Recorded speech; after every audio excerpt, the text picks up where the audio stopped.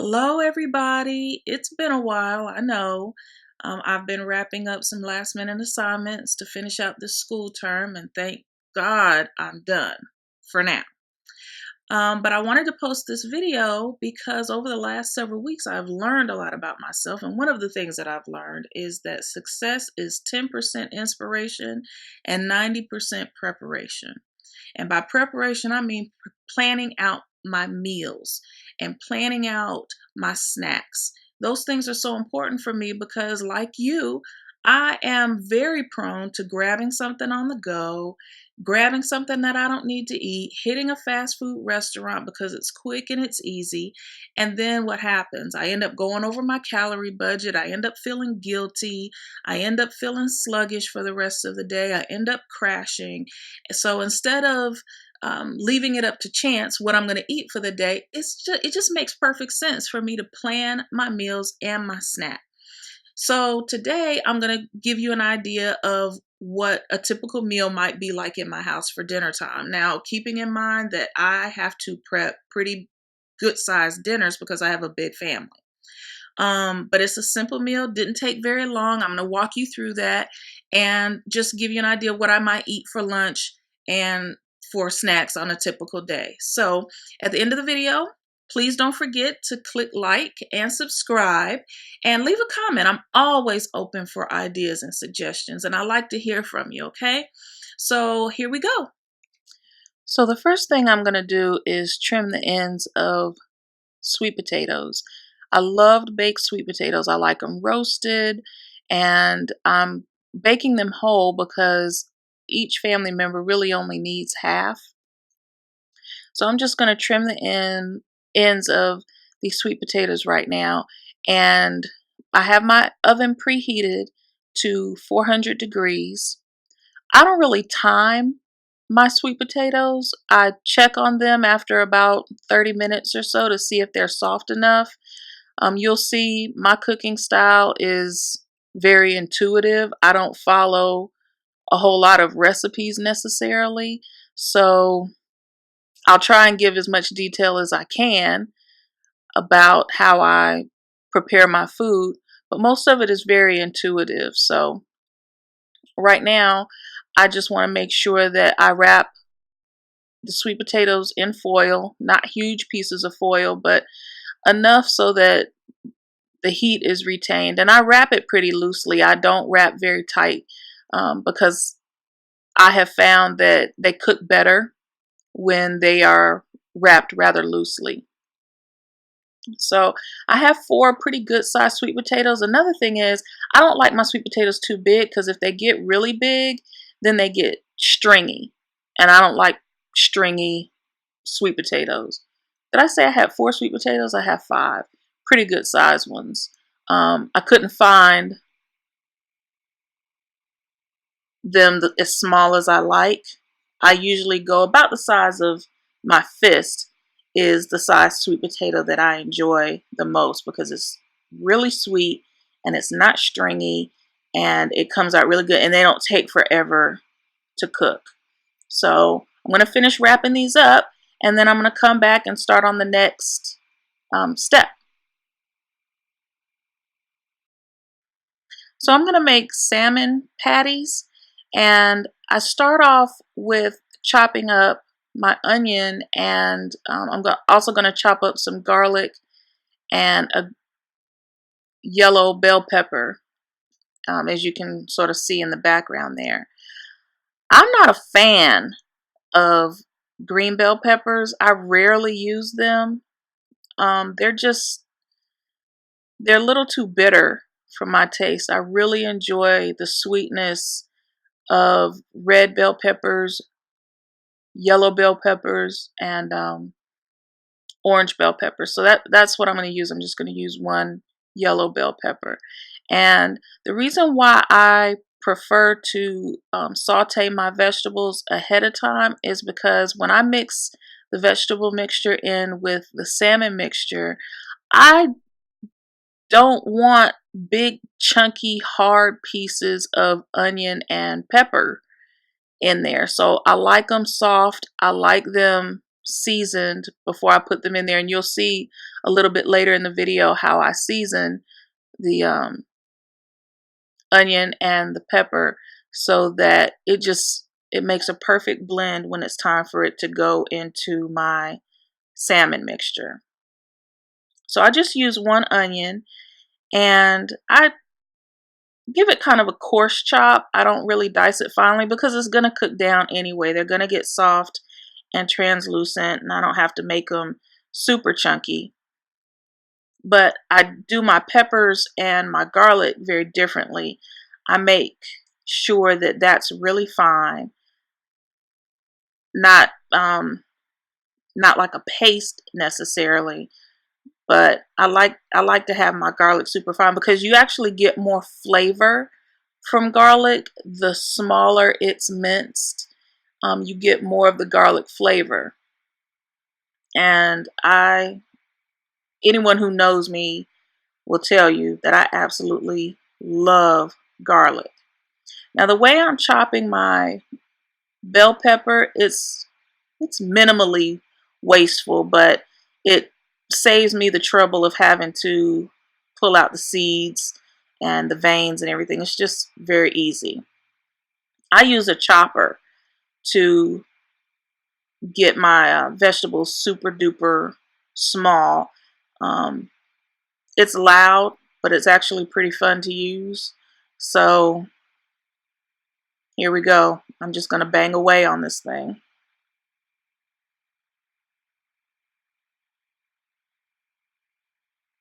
And sometimes, you get pieces that are not chopped fully, and I have to come back and re-chop that. But it all goes in there together, and I've just sprayed my skillet with a light cooking spray just so it won't stick. But you'll see with this recipe that I use minimal oil, because after all, isn't that where a lot of the fat comes from? It comes from a lot of the oil and the fat, the grease that we use for cooking.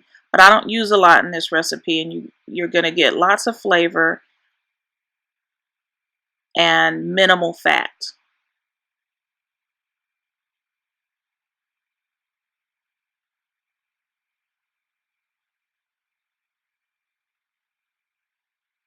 So when this is all ready to go into the skillet, I'm just going to bring it on over to the stove and let it saute while I prepare my salmon mixture. I have it on about medium-high heat, and I add just a tiny bit of salt to draw out some of the moisture and to get it going pretty good. And that's going to hang out there. And now I'm just going to come over here. I have 4 cans of salmon. I leave the skin on and the bones in, and trust me, if you mix this up good enough, you are not going to be bothered by the bones and the skin. So relax. And so I'm going to use 2 eggs and 2 egg whites. Again, I like to keep this particular meal super figure friendly. You're going to get all the flavor. But I do like whole eggs. I don't go for just pure egg white.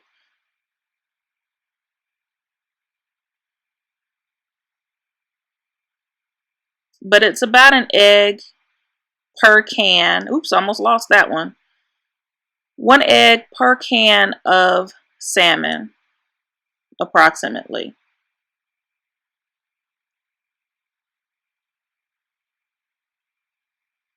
And I'm just going to beat this a little bit and pour it into the flaked salmon. And then I'm going to start adding some seasonings. Now, again, I don't measure my seasonings. I season to taste. But if you're absolutely looking for some measurements, I would say that I'm probably about I probably used about 2 teaspoons of that. That's parsley. That's dried parsley. And I looked and saw that I didn't have much left, so I just dumped the rest of it in there. Ta-da! And I put a little bit of thyme in, probably about half a teaspoon of thyme. And I'm putting some oregano in until I feel like stopping.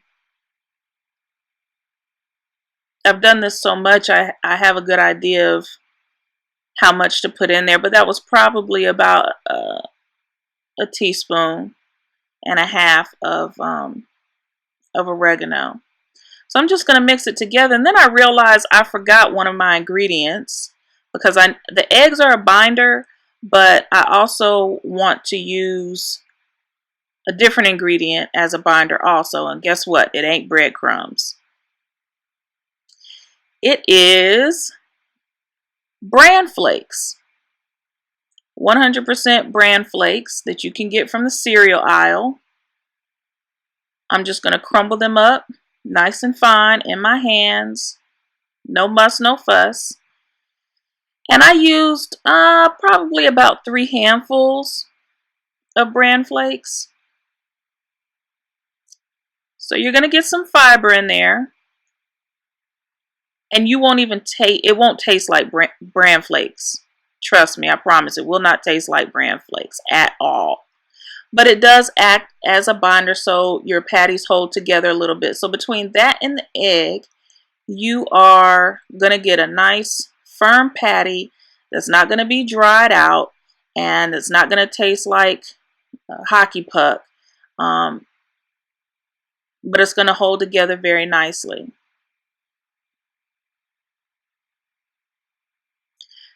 So it's about time for me to go check on my veggies because I'm pretty sure they are ready to join the party.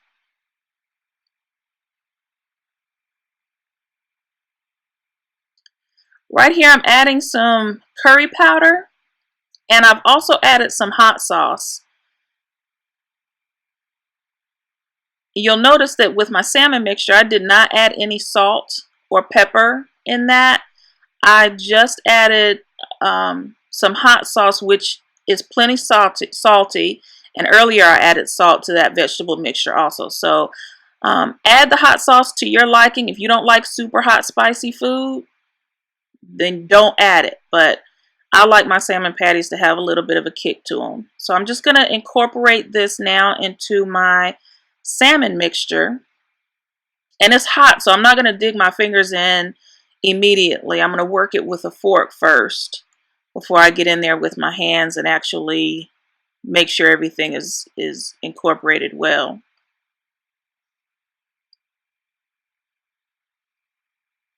And if you need to let your vegetables cool a little bit before you put them in there, that's fine. So you don't run the risk of scrambling your egg. That's why I mix the egg in really good at first. But now I'm getting in there good with my hands because I want to make sure that my flakes and my vegetables are all in there. Now I'm a little anal retentive about how I like my patties. I like them to all be about the same size. And I like them to be nice and round. I'm using a trace amount of vegetable oil on my griddle. Hardly any at all, just enough so they don't stick. I'm not deep frying these things. They're going straight on the griddle, minimum fat. And you can make them whatever size you want to. I have about a hand, I like it about the size of my palm. And 4 cans will probably make about 16 good sized salmon patties. So this is batch number 2. See how brown they are? Oh, that's perfect. That is perfect. So everyone in my home should get about 2. Everyone really only wanted 1 because I had other sides. But that's fine because it left some for me to take for lunch the next day. which again, preparation is everything. I already know what I'm going to take for lunch the next day. And I'll show you all a picture of what I had for lunch today. But look how gorgeous and so flavorful. So my other side, in addition to the sweet potato, is the broccoli. And I've already washed these. My trick to washing them is to hold it under warm running water with the flowerets pointing down and holding the stem up, so that the water washes basically from the bottom to the top. And then I turn them over and open the florets ever so slightly and let the water run in the other direction. And as you can tell, they're perfectly clean, no problem. But it's just quick and easy for me to do it that way. And then that way, all I got to do is just trim the florets off. No one in my family likes that stem, including me. We only like the florets. So I'm just going to boil these. I'm going to boil these with a little bit of water and a little bit of butter. I don't skimp on the butter very much because there's nothing wrong with it. I just don't overdo it with the butter. But this is so incredibly easy. So this is my plate, and it was delicious. The family loved it, and I was completely full at the end of this. So thank you for watching.